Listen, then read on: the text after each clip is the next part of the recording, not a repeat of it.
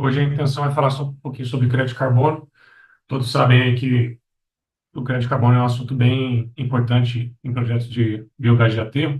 É uma receita sempre, né, desde 2004, 2005, foram os primeiros projetos, é uma receita sempre importante para projetos de crédito de carbono. Desde a época que tinha 20, que era, né, 20 euros a tonelada, até a época que, 2012, lá, que teve uma queda do preço do crédito de carbono, mas sempre a gente conseguiu contratos de 3, 4, 5 euros a tonelada, então sempre foi uma receita bem interessante para todos os projetos. Hoje, a gente está numa fase bem legal desse tema, né? A gente está acompanhando aí a regulação do mercado regulado, regulação do mercado regulado é complicado, né? Mas a aprovação do mercado regulado do Brasil, que vai estimular com certeza todo o mercado de uma forma geral. E também teve a última COP, que também teve aprovação, teve aquele, né, desenrolar do artigo 15 lá de Paris, que vinha desde 2015 sem definição, e também deve estimular também esse mercado. Tem alguns pontos positivos e outros negativos dessa aprovação aí que eu vou comentar um pouquinho. Então, quando eu começo esse assunto de crédito de carbono, eu costumo dar uma equalizada no assunto, né? Talvez tenha pessoas que não tenham tanta afinidade com o assunto. Então, primeiro eu dou uma pincelada no que é o mercado regulado, o que é o mercado voluntário. Depois eu entro na questão de como que se dá o registro dos projetos, monitoramento, emissão. E no final eu coloco as perspectivas futuras desse mercado no Brasil e no mundo, né? Então, o objetivo é esse. Então, eu costumo começar com esse gráfico. Esse gráfico mostra por que que a gente está aqui, né? Por que que a gente está aqui falando sobre crédito de carbono? Assim, a partir ali da Revolução Industrial, né? A gente vê a partir de 1950 ali, 1950, um pouquinho antes, a gente vê a emissão de gás de efeito estufa aumentando muito no planeta, né? Então, ali de 1950 a 2019, a gente vê os países como os Estados Unidos, a China e a Ásia tendo uma contribuição bem grande nessa questão de gás de efeito estufa. E esse gráfico está relacionado à questão da mudança climática. A gente acompanha do IPCC, né, dos relatórios do IPCC, que sai a cada 3 anos. Então, tudo começou né, nesse sentido, né, da gente tentar mitigar essa, essa grande, esse grande volume de gás de efeito estufa no mundo. E os projetos de biogás de aterro, projetos de metano, né, que eliminam o metano, eles têm uma grande contribuição para isso. Vou mostrar mais para frente essa parcela. Entrando no Brasil, o Brasil, todo mundo sabe que grande parte da emissão de gás de efeito estufa vem do desmatamento, né? Então, por isso que a gente tem vários projetos de crédito de carbono dentro da região da Amazônia, né, no norte do país. Esse aqui é o perfil de emissão de CO2 no Brasil. Então, a gente tem 47% de desmatamento, tem 21% de pecuária, 4,6% de transporte, e eu considero que na parte de indústria e resíduos, né, a gente está nesses 22% aqui. E aconteceu um movimento muito forte, né, desde 2017. Você vê, 2017, o investimento nessa área ESG, né, que é uma área que é um setor, no geral, ambiental, social e de governança. Na pandemia aumentou muito, né? A gente acompanhou todo o movimento, muito em função da percepção de que os países precisavam fazer essa redução de gás de efeito estufa. E então, assim, o investimento aumentou drasticamente. As maiores empresas aí, por exemplo, as Big Techs, elas começaram a se preocupar com isso, né? Porque o consumidor, os consumidores, principalmente os millennials, pessoal que nasceu em 1990 ali, no 2000, eles começaram a exigir que as empresas que eles consumiam, a Amazon, a Microsoft e empresas de aviação fizessem alguma coisa. Então, essas empresas elas começaram a procurar como reduzir essa pegada de carbono. Então, esse é o contexto de, né, por que que a gente tem essa grande demanda hoje, essa questão do crédito de carbono. Basicamente porque a gente tem esse, esses estudos desde do começo lá do protocolo de Kyoto e o início dessa demanda das empresas, das grandes empresas, das big techs e outras empresas para atender esses consumidores que exigem faça alguma coisa no sentido ambiental. E no mundo a gente tem dois tipos de mercado: mercado regulado, basicamente, e mercado voluntário. Mercado regulado, em todo, eu vou mostrar os vários mercados que tem no mundo, mas basicamente todos funcionam da mesma forma. O mercado regulado funciona no modo que a gente chama de cap and trade, ou seja, o governo, que é o que vai acontecer no Brasil, né? O governo ele vai determinar um volume de crédito de carbono que cada setor regulado tem obrigação de comprar crédito de carbono, ou reduzir internamente, ou comprar fora para atingir as metas. Então, basicamente, são os maiores setores, os maiores emissores, que é o setor de energia, o setor de carvão, o setor de petróleo, o setor de cerâmica, enfim. Aqui no Brasil, eles meio que copiaram o sistema europeu e inclusive o setor de resíduos sólidos e o setor de agro ficou fora desse mercado regulado. Existe uma exceção de alguns países, né? Por exemplo, as plataformas Verra e Gold Standard, eles consideraram que os países que são mais pobres do mundo, né, que são esses países em roxo aqui, eles estão fora desse mercado porque eles são países que estão na linha da pobreza muito baixa. Então, são países de exceção que eles chamam de LDC, que que eles ainda são países que há 15 anos atrás, quando tinha o protocolo de Kyoto, o Brasil, a China e a Índia eram considerados países subdesenvolvidos, por isso que a gente era chamado de anexo 1, né?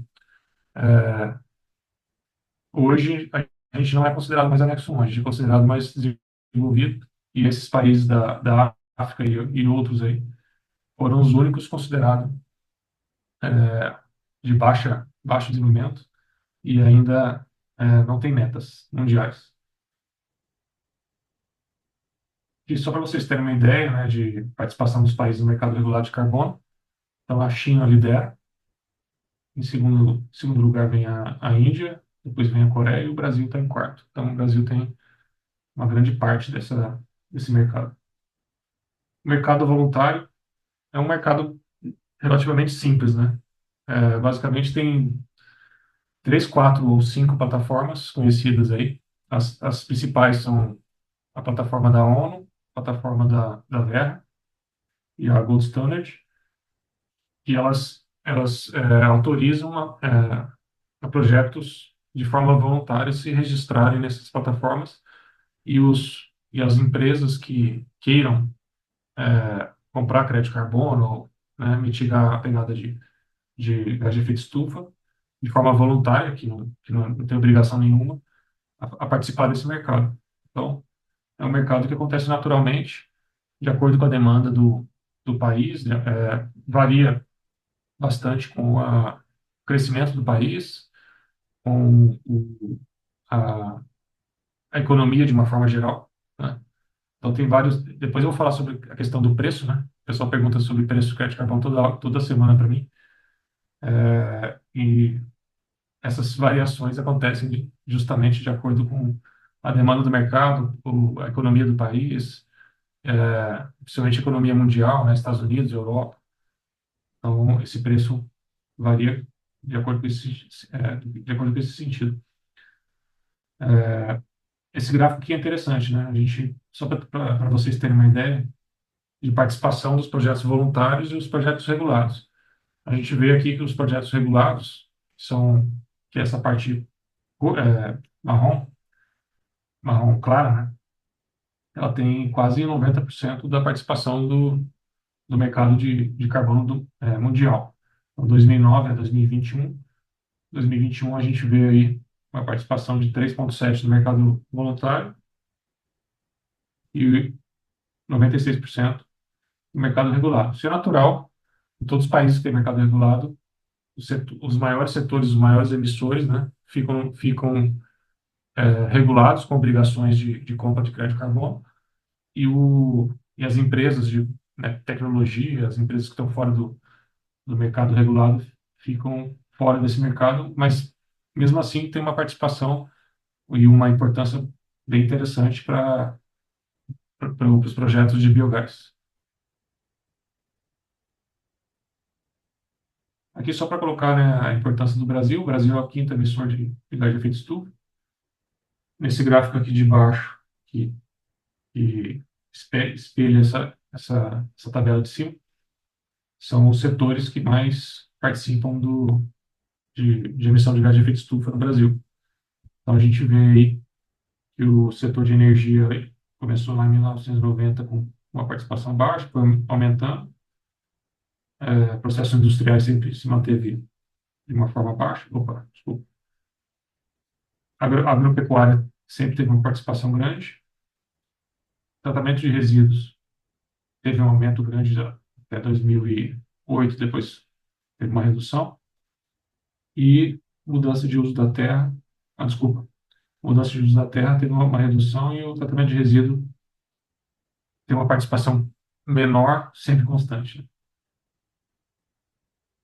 Sobre o histórico de crédito de carbono, a gente tem aquele histórico tradicional, né? Eu acho que muita gente já sabe. Os primeiros encontros no mundo aí começou na Suécia, em 1979. Depois, em 1988, criou-se o IPCC. Em 1990, teve a Conferência do Clima.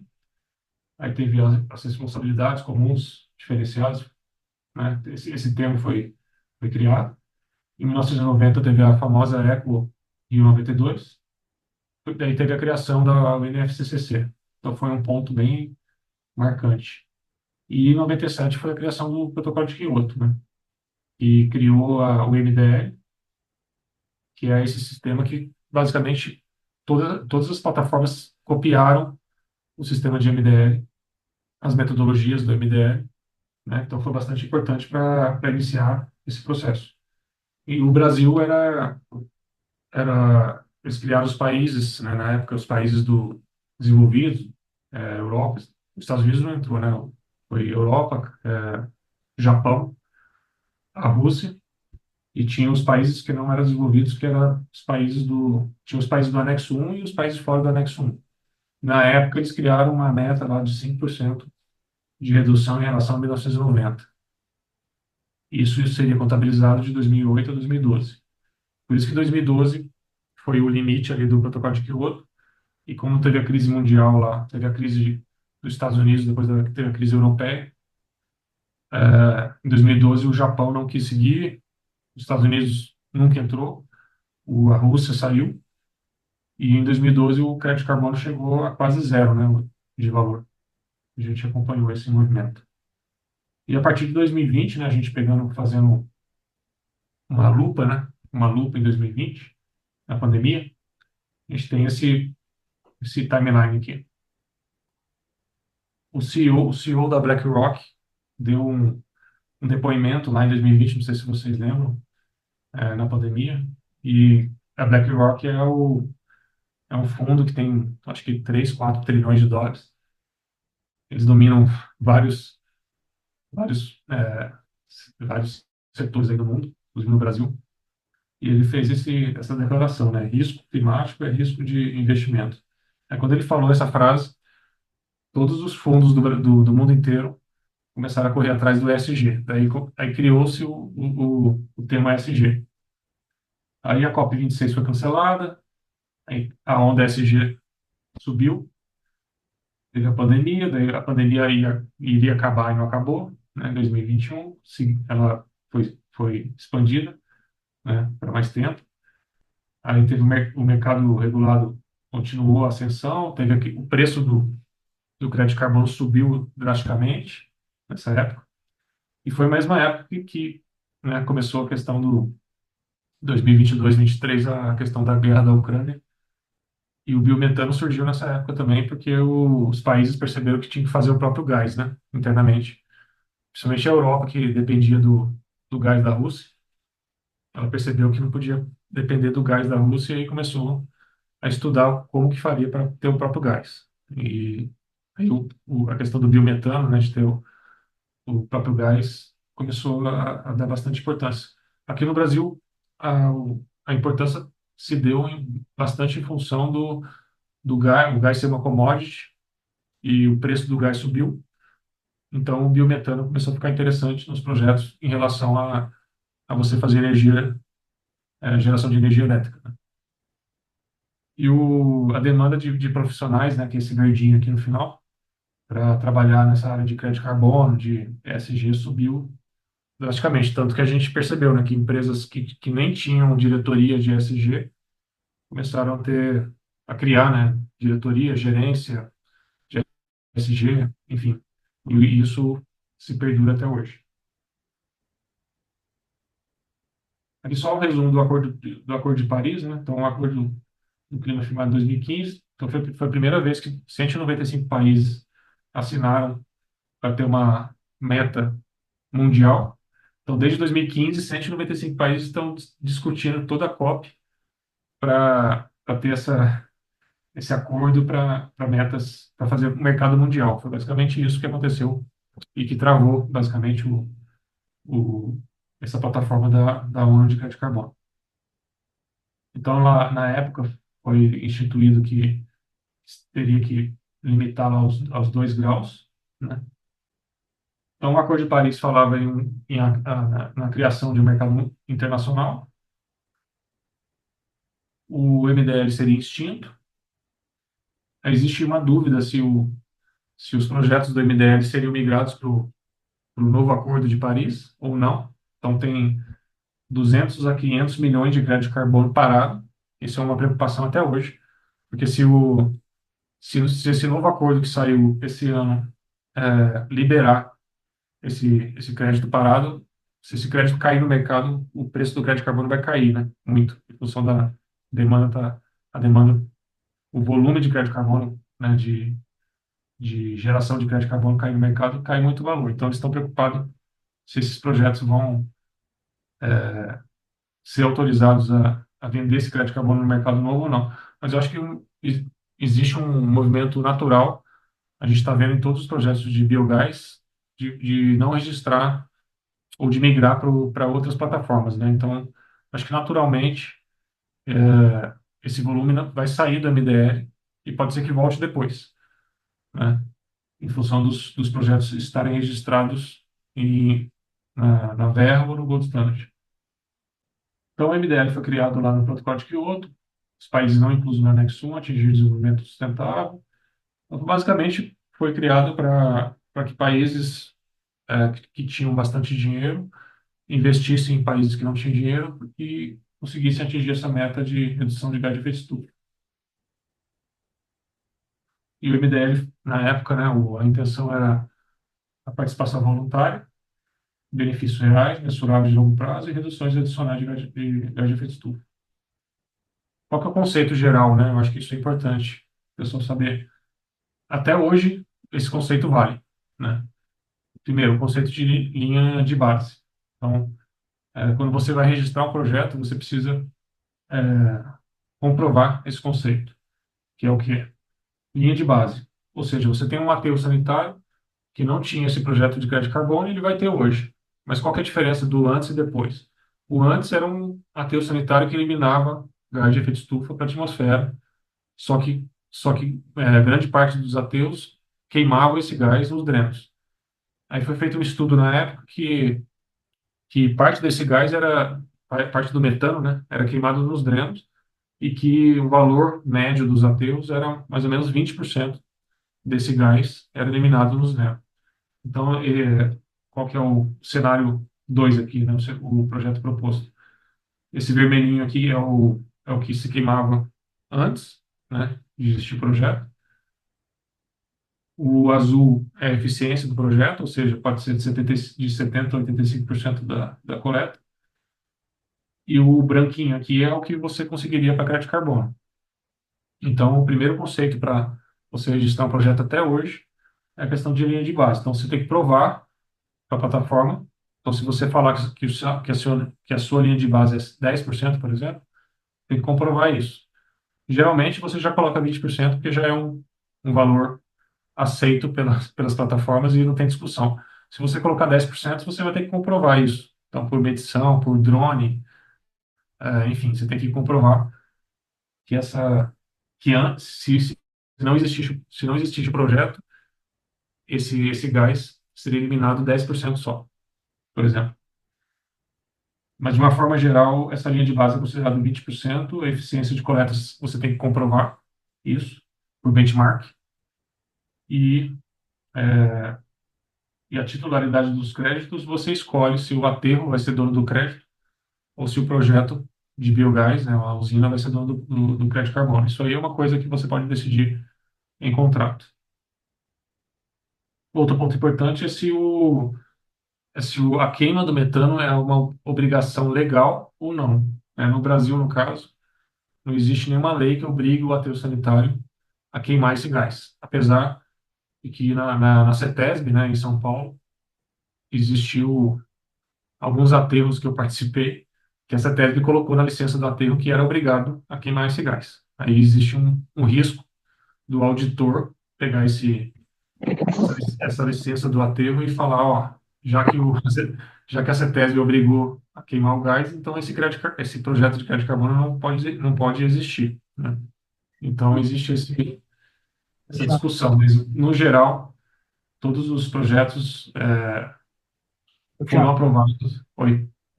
e você acha que a gente tem o mesmo risco de passar por isso agora com o biometano, com essa aprovação da lei que vai obrigar os estados a colocar um certo percentual de biometano no gás natural? Tem um risco, sim. Né? Depende da interpretação do auditor. Eu discuti isso hoje com o Malmo, no almoço, Uhum. e eles estão, assim, principalmente o pessoal de fora, os investidores, a turma tem visto isso com muita preocupação, né? Que a partir do momento que você faz uma lei obrigando o Estado a ter uma certa mistura de biometano no gás, deixa de ser voluntário. Já É. está se cumprindo a obrigação e você ganha por um lado o mercado, mas perde pelo outro. Tem risco de perda pelo outro do crédito carbono. No caso do biometano, como tem o CBIO é um mercado regulado, né? Uhum, Então, assim, como se fosse o cap and trade, né? O governo obriga as empresas de combustíveis a comprar esse CBIO. Então, eu acho que existe menos risco, né? uhum. Mas se for requerer esse crédito de carbono no sentido do mercado voluntário, eu acho que tem esse risco. Outra, outro conceito, né? O primeiro conceito importante é esse aqui, linha de base. O segundo conceito é adicionalidade. Adicionalidade é o quê? Muito fácil também esse conceito. É o quê? O seu projeto, ele não sobrevive sem o crédito de carbono. É fácil, mas não é fácil. Por quê? Porque a gente sabe que um projeto de biometano, ele sobrevive sem o crédito de carbono, né? Ele tem um TIR interessante. Antigamente, os projetos de energia também tinham um TIR que poderiam sobreviver sem o crédito de carbono, mas daí a gente faz uma movimentação, uma articulação para que os auditores aceitem esse conceito. Aí o que que a gente bate, né? A gente bate na barreira, em barreira tecnológica, ou seja, biometano quase não existe em aterro sanitário. Tem dois, três projetos que existem hoje no Brasil, ou três, quatro projetos talvez. Então a gente tenta convencer, falando que existem poucos projetos, a tecnologia é de fora, existe uma barreira, né, tecnológica, enfim, a gente tenta fazer uma argumentação nesse sentido. O outro ponto é o acesso ao financiamento. Então, a gente, não sei se é o caso hoje, né, mas antigamente a gente tinha dificuldade de acesso ao financiamento do BNDES e outros financiamentos, em função do mercado não entender muito bem como que funciona essa parte de biogás de aterro. O outro ponto que a gente pode bater, que a gente sempre bate, é a questão financeira. Então, a gente faz uma planilha financeira, manda para o auditor, a gente faz um benchmark do Brasil, por exemplo, o TIR do Brasil é 11,5 e o meu projeto vai ter um TIR de 9%. Então, a gente tenta convencer o auditor que o nosso projeto, sem o crédito carbono, não tem um TIR atrativo para o Brasil, né? Então, basicamente isso. Com esses dois argumentos aqui, linha de base e adicionalidade, a gente geralmente consegue fazer o registro do projeto sem discussões. Agora, falando sobre o ciclo do projeto, a gente tem basicamente sete fases aí, né, para você fazer o registro. A primeira fase é o PDD, né, que a gente fala de PDD, que em português é DCP, que é o documento de concepção do projeto. Então, a gente geralmente contrata um consultor, faz um documento que descreve toda a tecnologia do projeto, qual a localização, qual o volume do crédito carbono, o volume de resíduo. É um documento que há 15 anos atrás tinha 15 páginas, hoje tem 200, 300 páginas, é bem complexo. Então, por isso que a gente geralmente recomenda um consultor junto com o auditor para você fazer esse PDD. Porque se você escrever alguma coisa a mais ou a menos no PDD, lá na frente ele vai ser cobrado pelo auditor. Por que que você não monitorou da forma que está no PDD? Por que que você não colocou o equipamento X que estava no PDD? Então, se você colocar no PDD, o equipamento muito caro, por exemplo, você vai, você vai ter que instalar esse equipamento para ter o crédito de carbono. Então, por isso que é importante. Você ter um auditor que entenda o que pode ser aprovado, o que não pode ser aprovado, o que é muita exigência, o que não é muita exigência. Aí a gente coloca o design do projeto, definição de metodologia para queima em flare, geração de energia, biometano tem uma metodologia aprovada já. Se você tiver uma tecnologia nova, por exemplo, se você vai usar o seu biometano para queimar em caldeira de, sei lá, uma indústria que não se conheça, né? Aí você vai ter que sugerir uma metodologia nova para a plataforma. Aí você vai ter que fazer um investimento, né, para fazer essa metodologia, e essa metodologia, se aprovada, ela vai ser disponibilizada para o público depois, né? Todo mundo vai usar essa metodologia.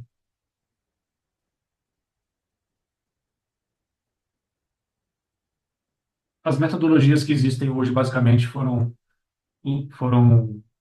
implementadas lá atrás pela ONU, e as plataformas que existem hoje, a Verra, o Gold Standard, elas usam a mesma metodologia que é colocada. Aqui é um exemplo da metodologia 13, né, que é o Waste, Handling and Disposal, que usa até hoje para aterro sanitário.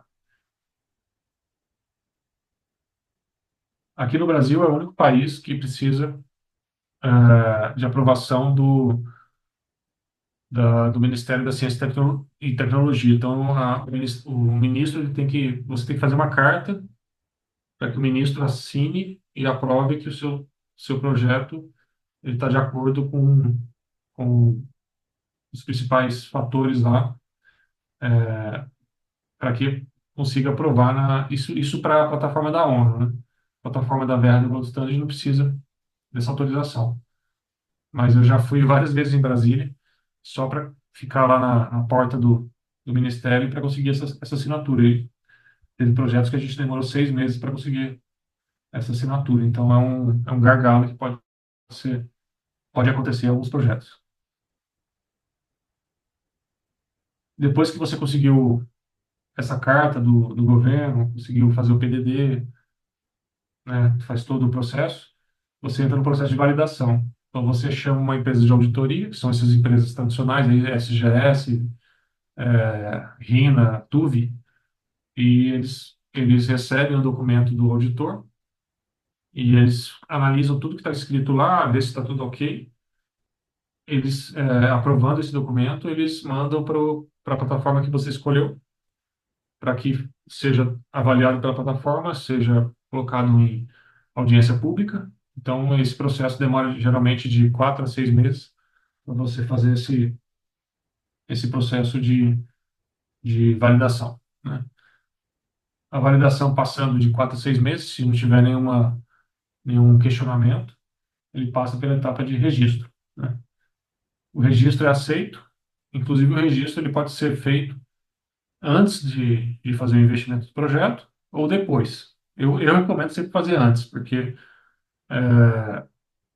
depois ele pode ser questionado pela, né, todo, se você já fez o investimento, já colocou medidor de vazão, colocou medidor de pressão, então, e, e basicamente assim, quando a gente faz um projeto de biogás, a gente sempre tenta fazer um ciclo de um ano. Então, se você está registrado antes, você inicia em janeiro de 2025, por exemplo, você faz uma auditoria em janeiro de 2026. Daí você pega aquele volume, já vende, já tem aquela receita. Agora, se você faz o registro depois, eles aceitam depois, no máximo 2 anos, né, depois do investimento. Se você passar esses 2 anos, você não consegue registrar mais. Você vai ter essa receita depois de de três, talvez 3 anos depois de fazer o investimento. Então, se você conseguir fazer esse registro antes, você tem a receita do crédito de carbono já no ciclo do projeto em funcionamento. Então, por isso que eu sempre recomendo, né, fazer o registro do projeto 6 meses antes de você fazer o investimento do projeto e dar o start do projeto em si. Aí, quando você faz o registro, você faz o investimento, start o projeto, aí você entra no ciclo de monitoramento. Monitoramento, o que que é? É o projeto em funcionamento, aí é recomendável você ter um consultor. Por quê? Porque todo mês o consultor vai receber todas as informações do projeto, do supervisório, vai ver se está tudo calibrado, para que lá, quando chegue lá depois de um ano ou 2 anos, né, depende do que você decidir, você não tenha surpresa. Então, geralmente a gente monitora, vê todo mês se tem dados faltando, se tem alguma coisa estranha, né, nos dados, para que quando chega o acumulado, que o supervisório, ele acumula dado a cada 2 minutos. Então é muita informação, né? Tem uma planilha gigantesca depois de um ano. Se você não tiver um acompanhamento mensal, você vai ter que verificar um ano de informação a cada 2 minutos. Aí fica bem complexo para você resgatar um monte de variação da usina, né? Queda da usina, estragou o medidor, não calibrou, não mediu a eficiência do flare. Então eu já vi projetos que, né, não fizeram esse acompanhamento mensal e chega lá na frente, perde até 50% do crédito de carbono em função de não ter acompanhado mensalmente. Se você monitorou o projeto durante um ano, por exemplo, você chama, aí entra no projeto não, na fase de verificação do crédito de carbono. Aí é o mesmo processo, é parecido com o processo do registro, né? Você chama uma empresa de auditoria, ele vem, fica 2 dias no site, mais ou menos, verifica se todo o processo, todo, né, o monitoramento está ok, se tem livro ata, se tem calibração e tudo mais. Estando tudo ok, ele faz um relatório, né, um relatório de verificação que chama, e manda para a plataforma que você registrou. Também demora de 4 a 6 meses para ser aprovado. Então, o que que eu recomendo, né? Eu recomendo fazer um ano, em janeiro, fevereiro, fazer auditoria. Aí, essa auditoria, se estiver tudo certo, talvez em setembro, o seu crédito de carbono vai estar emitido. Aí, em outubro, você vende. Daí, você tem o fluxo de caixa no mesmo ano, né? É isso que eu recomendo. Então, em outubro, novembro, você tem a receita do crédito de carbono caindo, do ano anterior, né, na no seu caixa. Aí, estando tudo aprovado, você entra no processo é a última etapa, né, de emissão do crédito de carbono. A emissão simplesmente é um processo burocrático, né? Todo mundo assina, todos os participantes do projeto assinam, e ele autoriza, né, você transferir esse crédito de carbono para uma conta da plataforma, e dessa conta você pode aposentar esse crédito para os clientes finais. Então, se você tem 100 mil toneladas, pode vender 20 mil toneladas para a empresa X, 10 mil toneladas para a empresa Y, e daí a plataforma já não quer saber mais o que está acontecendo. Ela não participa disso. Ela não sabe o preço, ela não sabe o cliente, ela não importa mais o que está acontecendo. O que importa para ela é esse processo até fazer a transferência para essa conta que o dono do projeto tem. Tá? Isso é um dos motivos que é difícil você saber para quem, né? Tem gente que me liga e pergunta, geralmente para quem que esses ateus estão vendendo crédito de carbono? É muito difícil saber. O preço, muito difícil saber. Não é divulgado. Essas plataformas não estão interessadas no preço que você vendeu. Então, é muito difícil saber. Não tem muitas fontes de pesquisa, enfim, sobre preço de crédito de carbono, volume de crédito de carbono, clientes que compraram crédito de carbono. Cada um tem o seu e ninguém fala para quem que foi, né? Basicamente. Aqui eu coloquei essa imagem só para vocês saberem o aspecto aí do site da ONU. É um site bem, apesar de ser bem, não é tão intuitivo, mas acho que vale a pena quem tiver interesse visitar. Então, como eu falei, aqui tem o mercado da ONU, né? Esses aqui são símbolos aqui. A ONU tem esse símbolo, Gold Standard de Verra, e o VCS na verdade, é o crédito de carbono da Verra. Aqui, só para vocês terem uma ideia, o mercado voluntário, né, que é o mercado de aterro, né, que basicamente, né, até 3 anos atrás, todos os aterros eram registrados na plataforma da ONU. Eu fiz um levantamento, eu e o pessoal da Bend lá, são consultores. É, aqui são os maiores projetos, né, Caeiros, Bandeirantes, Estre, CTL, lá da Corbis. Já foram emitidos 51 milhões de toneladas, esse número já deve estar um pouquinho defasado, mas deve estar uns 60 milhões. Aí a gente pegou um preço de 3,3, preço conservador aí, né? E então teve uma receita aí de mais ou menos R$ 1 bilhão desses projetos até hoje. Canabrava está na rabeira da lista ali. Tá lá embaixo. Esse projeto rodou por um ano só, 11 meses, na verdade. Foram 9 mil É. toneladas de crédito de carbono. Eu que implantei esse de Canabrava e o Aurá, tá um pouco bacana na lista ali. Aqui, só para vocês terem uma ideia dos mercados voluntários, mercado regulado do mundo aí. Então, o mercado da ONU, ela tem bastante projeto registrado, né? Começou em 97, tem mais de 8 mil projetos registrados. Tem as tecnologias aqui, os setores, né? Então, engloba eficiência energética, floresta, troca de combustível, emissão fugitiva, e lá embaixo está a parte de resíduo, né? Então, na verdade, cada plataforma engloba algumas tecnologias, outras não. Preços diferentes também. Tem a credibilidade da plataforma, a credibilidade do projeto. Então, tem projeto que tem credibilidade alta, preço maior. Plataforma, credibilidade baixa ou alta. Então, o preço é muito volátil em relação ao projeto, né?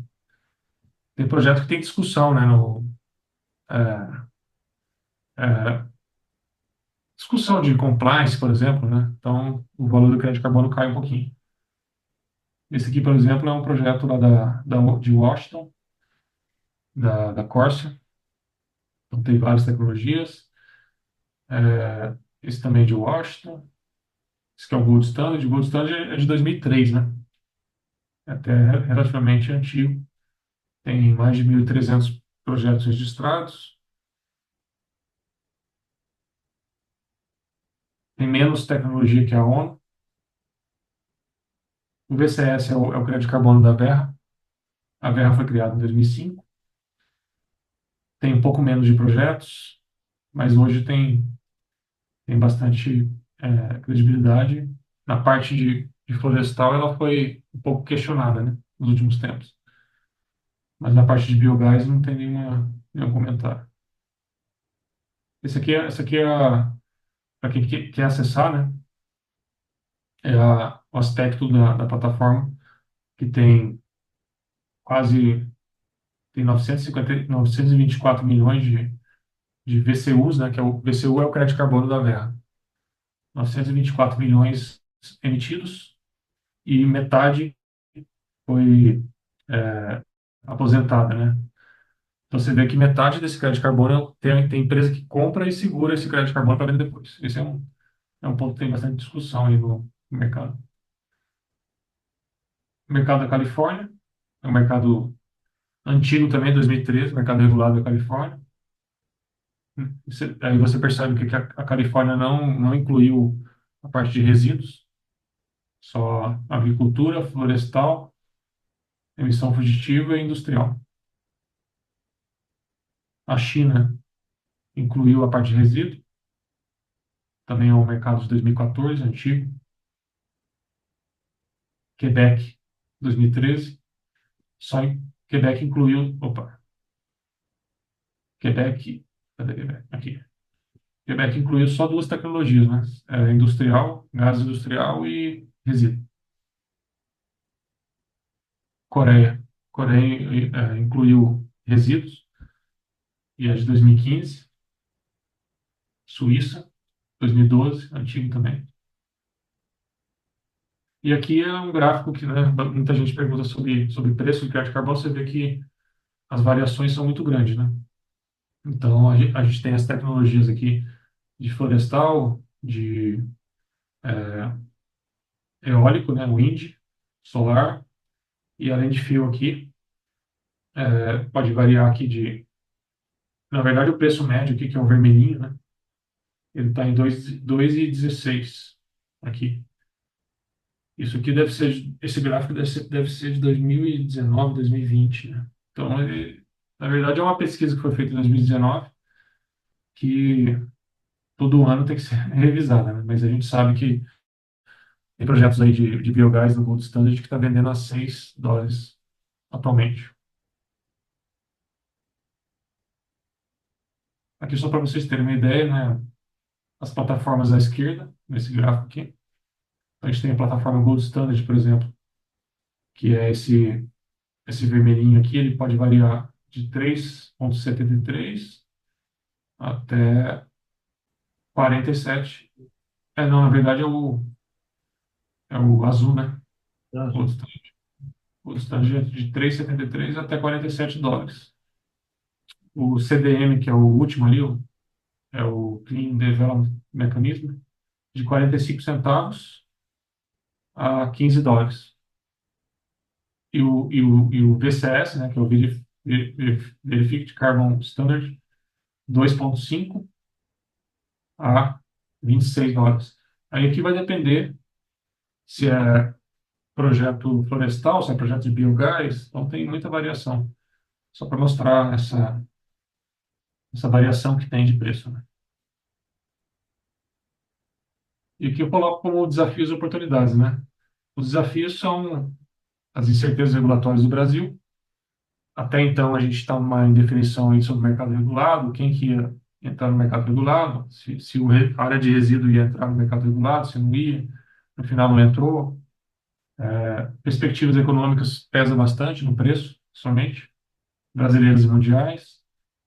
As incertezas do Acordo de Paris, que agora, né, faz pouco tempo, aí, 15 dias, que, que essa definição foi feita, mas mesmo assim, existe um caminho ainda para ser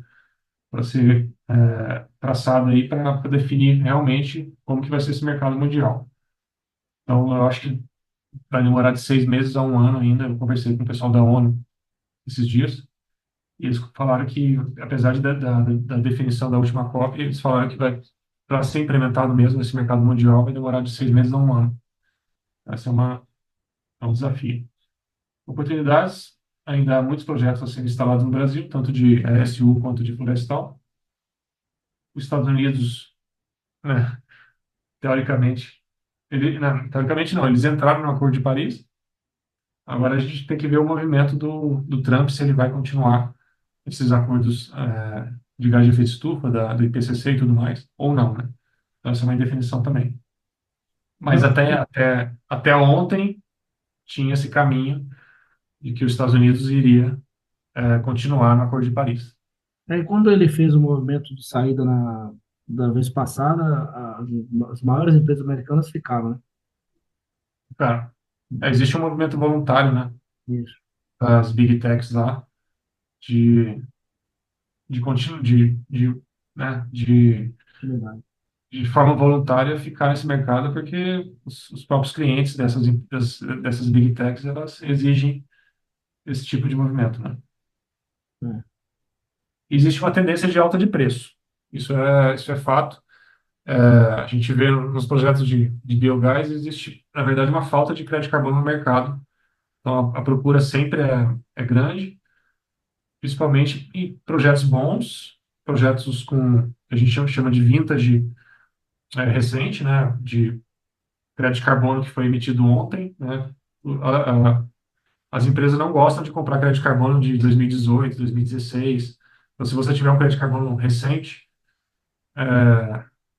em plataformas reconhecidas, você consegue vender de um dia para o outro, basicamente. Então, crédito de carbono bom, que a gente fala, né, tem volatilidade bem interessante.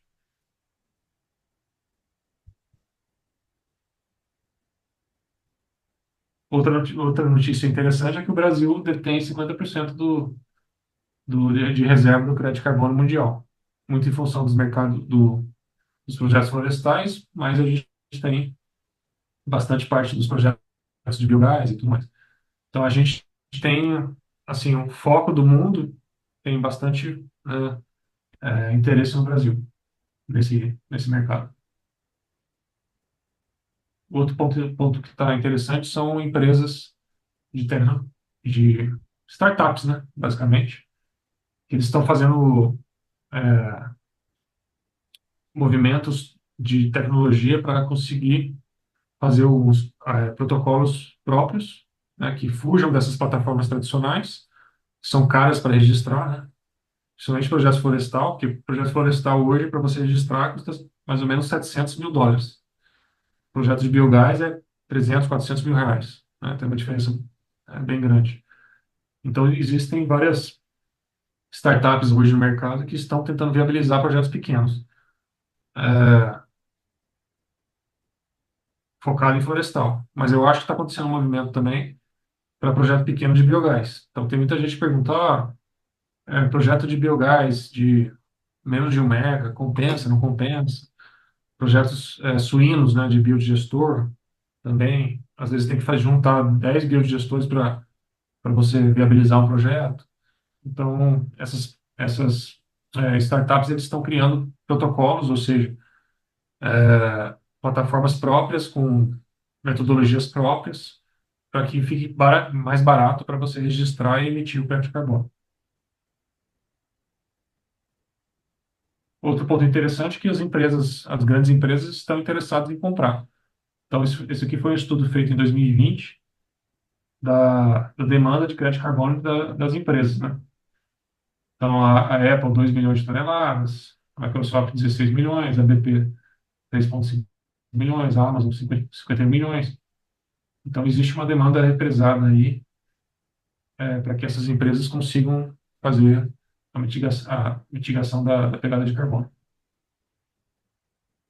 Outro ponto importante que eu acho o que aconteceu em 2020 também, né? Teve algumas startups que conseguiram quebrar o crédito de carbono, ou seja, você consegue mitigar voo, você consegue mitigar comida ou uma camiseta que você comprar da Hering, por exemplo. Eles conseguiram fazer tokenização do crédito de carbono, então você consegue levar esse crédito de carbono tanto para pessoa física quanto para empresas pequenas.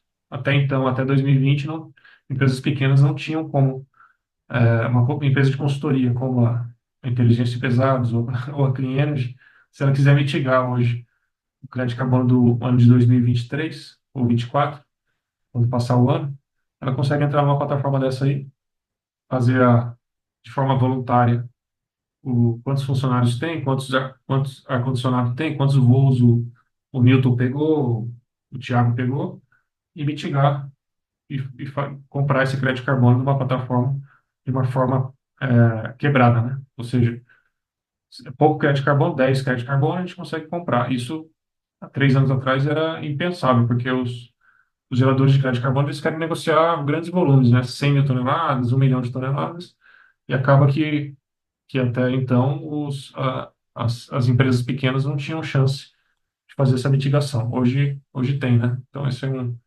E a outra vantagem é que você, quebrando esse crédito de carbono, você consegue vender a preços maiores, né? Então, quando você vende para uma empresa pequena, por exemplo, a Clean Energy vai mitigar 10 toneladas só, ela vai comprar por um preço de 20 euros 20 euros a tonelada. Então, você consegue vender por um volume menor, mas com preço maior. Bom, é isso aí, pessoal.